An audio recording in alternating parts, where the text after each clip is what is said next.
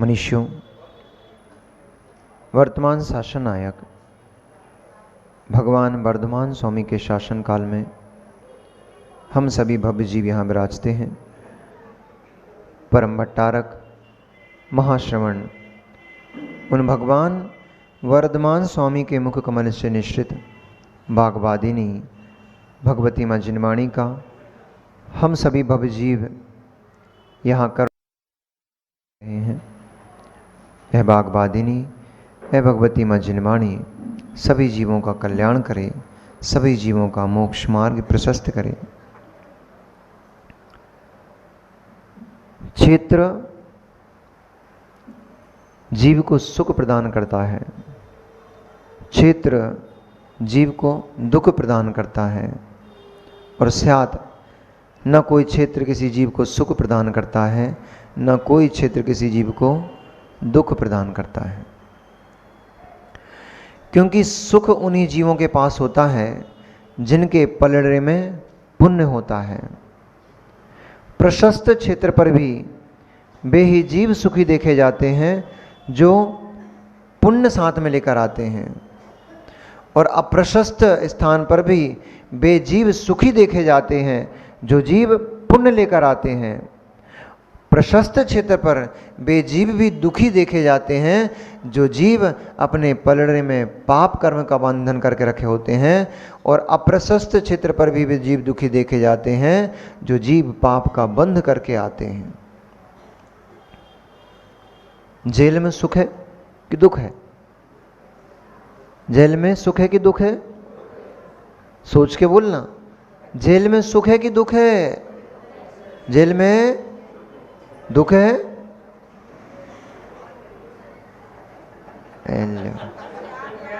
अब इसमें भी सोचने में पड़ गए, जेल में सुख है कि दुख है? दुख है। अरे मित्र, जेल में यदि दुख है तो फिर जेलर क्यों जाता है रोज रोज? उसको क्या बंधन है? जेल में यदि दुख है तो घर से छूटा हुआ जेलर सीधा जेल क्यों चला जाता है? वहां से बच के भागना चाहिए उसको। घर में सुख महसूस नहीं हो रहा उसको, जेल में सुख महसूस हो रहा है। और उसी जेल में पड़ा हुआ एक कैदी उस जेल में दुख का वेदन करता है। न जेल में सुख है न जेल में दुख है, क्योंकि जेल तो स्थान है, जेल तो स्थान है। जेल में सुख नहीं है, जेल में दुख नहीं है। उस जेल में जो कैदी बनकर जाता है वह दुखी होता है, उसी जेल में जो जेलर बन के जाता है वह दुखी नहीं होता, वह सुखी होता है। उस सिद्धिशला जिस स्थान पर सिद्ध अभ्याबाद सुख का भोगन करते हैं, अनंत कल्प काल तक, अनंत कालों तक वे जीव वहां सुख पाते हैं, उसी स्थान पर जिस स्थान पर वह सिद्ध परमात्मा विराजमान है, उसी स्थान पर एक निगोदिया जीव वहां पर एक श्वास में 8-10 बार मरण जन्म का दुख भोगन कर रहा है। स्थान में सुख है कि दुख है? स्थान में सुख है कि दुख है? स्थान में ना सुख होता है ना दुख होता है। स्थान तो स्थान होता है, लेकिन स्यात् स्थान में भी सुख होता है, स्थान में भी दुख होता है। नाली में दुर्गंध होती है, नाली में दुर्गंध होती है तभी तो व्यक्ति की नाक सिकुड़ती है। मल बीभत्स होता है, मल में दुर्गंध होती है तभी तो जीव की नाक सिकुड़ती है। यदि मल में दुर्गंध ना होती तो जीव की नाक क्यों सिकुड़ती? और यदि मल में दुर्गंध से ही नाक सिकुड़ती है तो फिर सभी की नाक सिकुड़ना चाहिए, फिर सुअर उसको खाते क्यों मिलता है? इसलिए स्यात् बात को समझना पड़ेगा। जैन सिद्धांत को समझने के लिए स्यात् बात को समझना पड़ेगा। अनेक नयों की दृष्टि जब लगाओगे तब तत्व की विवेचना समझ में आ पाएगी। एक ही मान के बैठ जाते हो, इसलिए एकांत में चले जाते हो, इसलिए कष्टग्रस्त रहते हो। एकांत से मान के बैठ लिया, जेल में तो कष्ट है, सभी एक मत होकर बोलने लग गए जेल में तो कष्ट है। जेल में कष्ट नहीं है, जेल में पड़े कैदी को कष्ट है, क्योंकि उस जीव ने पाप कर्म किया, उस जीव ने पाप कर्म किया। आज संडे है, बहुत सारे बच्चे भी आए हैं। ये बच्चों का, आज के जो बच्चे हैं, इन बच्चों को ये पाप पुण्य समझ में नहीं आता है। नई जनरेशन में इन बच्चों को पाप पुण्य समझ में नहीं आता है कि पाप भी कोई वस्तु होती है, पुण्य भी कोई वस्तु होती है, स्वर्ग भी कोई जगह स्थान होता है, नरक भी कोई स्थान होता है, और मोक्ष नाम की भी कोई अवस्था जीव की होती है। इन सब पर बहुत कम लोगों को श्रद्धा होता है। तो मैं आपको बहुत दूर नहीं ले चलता हूं, मैं आपको आपके सामने के दृश्य दिखाता हूं, जिनसे आपको इस बात का अनुभवन होगा कि पाप नाम की कोई वस्तु होती है, पुण्य नाम की कोई वस्तु होती है, और पाप का फल नरक गति होता है और पुण्य का फल स्वर्ग आदि गतियां होता है। उस जेल का ही पुनः उदाहरण लेते हैं। वह जीव जेल में क्यों गया? कोई एक जीव जेल गया, वह व्यक्ति जेल क्यों गया? क्योंकि उसने कोई अपराध किया, उसने कोई पाप किया, जिसके कारण से उसको सजा जेल की मिली। और जेल में वह जीव क्या कर रहा है? कष्ट को भोग रहा है, अपनी सजा को पूर्ण कर रहा है। यह सिद्धांत कहां से शुरू हुआ कि अपराध करने पर दंड मिलता है? यह सिद्धांत कहां से शुरू हुआ? अपराध करने पर दंड मिलता है। क्योंकि दंड व्यवस्था यहां पर तो आदिनाथ भगवान ने प्रारंभ की है, लेकिन दंड व्यवस्था अभी की नहीं है, ये प्राचीन कालीन है। यही व्यवस्था यहां पे चली आ रही है, दंड व्यवस्था। ये दंड व्यवस्था त्रैकालिक है। ये भगवान आदिनाथ स्वामी ने, भगवान नहीं, राजा आदिनाथ स्वामी ने जो दंड व्यवस्था प्रारंभ की थी, वह दंड व्यवस्था कहीं ना कहीं से देख के ही तो की थी। कहां से देख के की थी? ये दंड व्यवस्था नवीन नहीं है, ये दंड व्यवस्था तो त्रैकालिक है। कौन देता है? कौन देता है दंड? तो कर्म जो आपने बंद करके रख लिया है, वह कर्म ही दंड देता है। और शायद कोई दंड नहीं देता है, आपका ही भाव कर्म है, वही आपको दंड देता है। व्यवहार दृष्टि से और निश्चय दृष्टि दोनों से समझेंगे। व्यवहार में जिस कर्म का बंध आपने कर लिया है, भैया माइक की थोड़ी सी और आवाज बढ़ा देंगे कि गला खींच रहा है। व्यवहार में जिस जीव ने पाप कर्म करके रखा है, व्यवहार में जिस जीव ने कर्म का बंध करके रखा है, वह कर्म इस जीव को संसार में नरक में पटक रहा है। वह कर्म इस जीव को संसार में स्वर्ग में वह कर्म इस जीव को संसार में त्रियंच गति में पटक रहा है, और वही कर्म इस जीव को निगूढ़ में लेकर जा रहा है। लेकिन दंड आपको कर्म दे तो रहा है, लेकिन इस कर्म की उत्पत्ति किसने की? इस कर्म को बनाने वाला था कौन?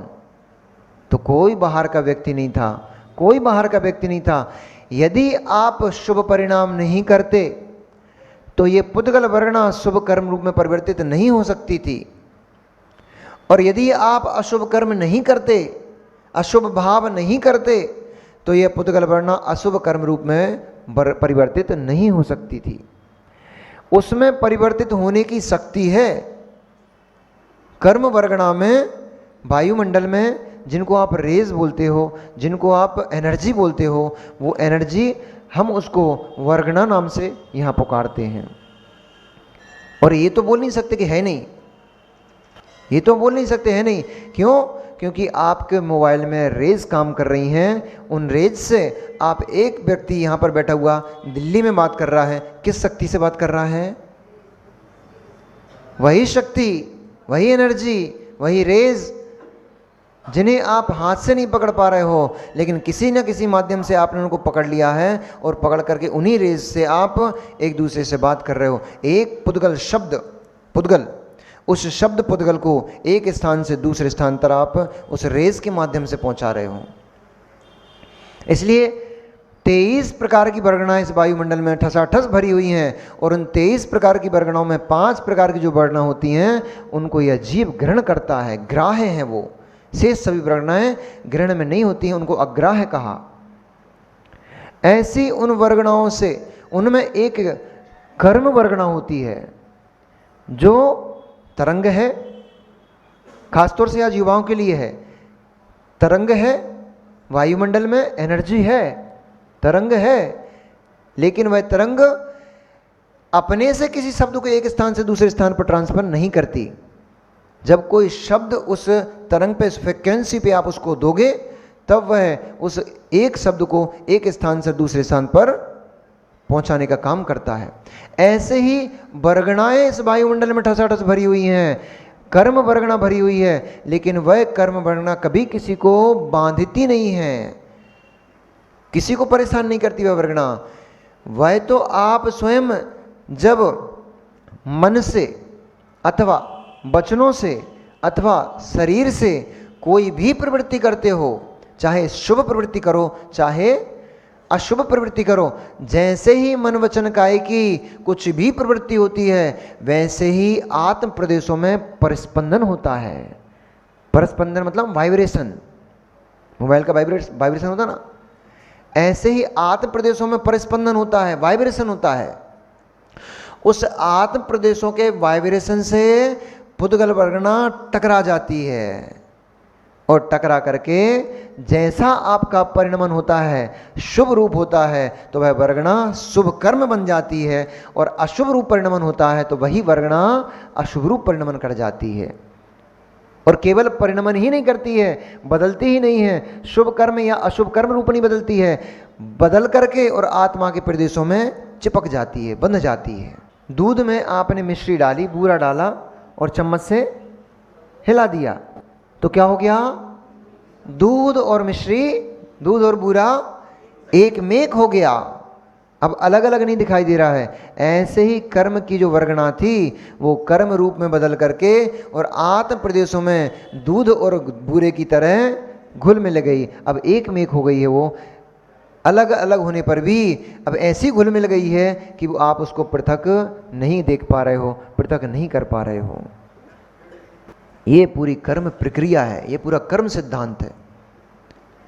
वही कर्म जो आपको आकर में बैठ गया।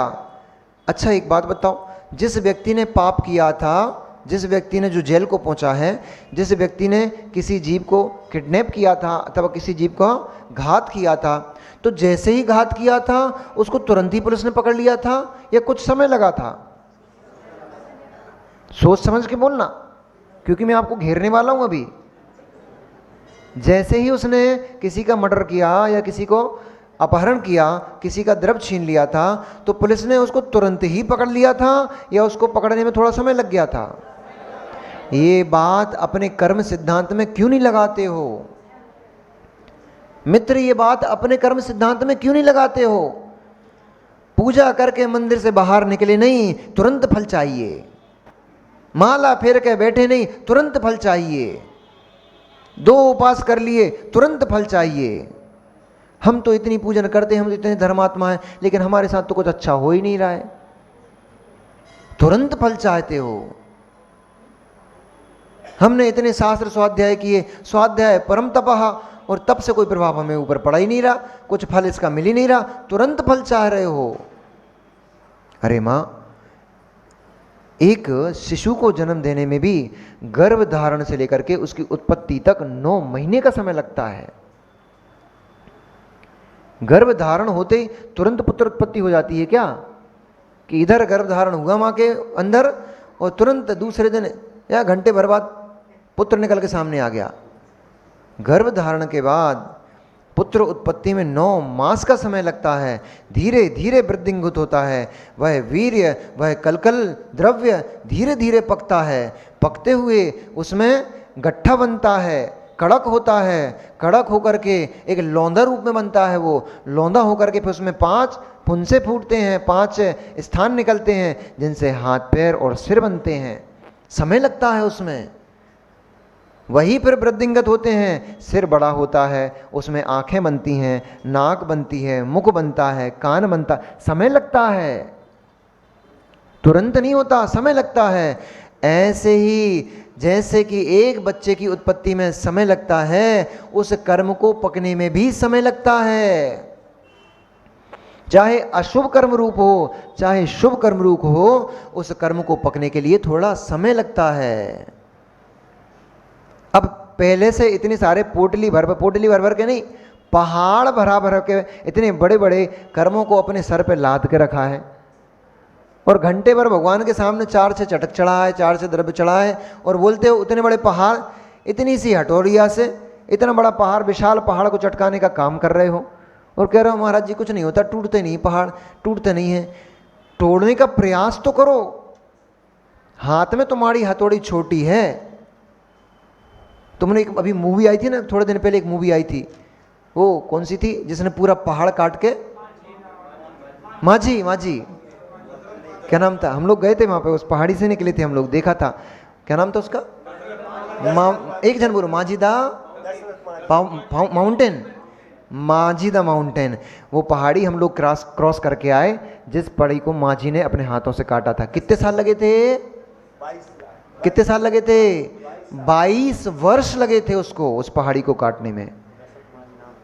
दशरथ माझी, हाँ दशरथ माझी, उस व्यक्ति को उस पहाड़ी को काटने के लिए 10 वर्ष लगे थे, 22 वर्ष लगे थे, क्योंकि उसके पास बड़े इंस्ट्रूमेंट नहीं थे।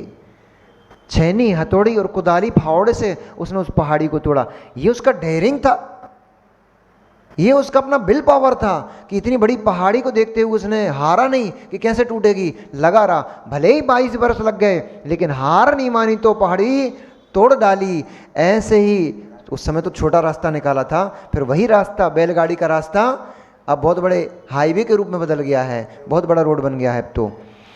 पर 22 वर्ष तक उसने हार नहीं मानी थी। अरे मित्र, तुम तो 4 दिन में हार मान के बैठ जाते हो।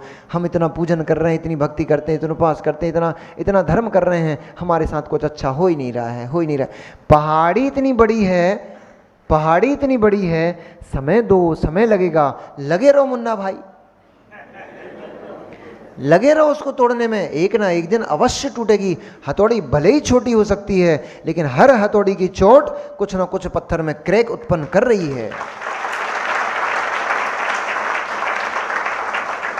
ऐसे ही जो जीव लगे रहते हैं, लगे रहते हैं, लगे रहते हैं, अपने कर्मों को ध्वस्त करके वे जीव कहां पहुंचते हैं? अरे सिद्धालय में बाद में पहुंचेंगे, भोग भूमि पहुंच गए हैं। वे जीव भोग भूमि पहुंच जाते हैं, और भोग भूमि में जाकर के ना क्षेत्र सुख दे रहा है, ना क्षेत्र सुख दे रहा है, ना शरीर सुख दे रहा है। कौन सुख दे रहा है? वह जो कर्म का बंध किया था, शुभ कर्म का बंध किया था।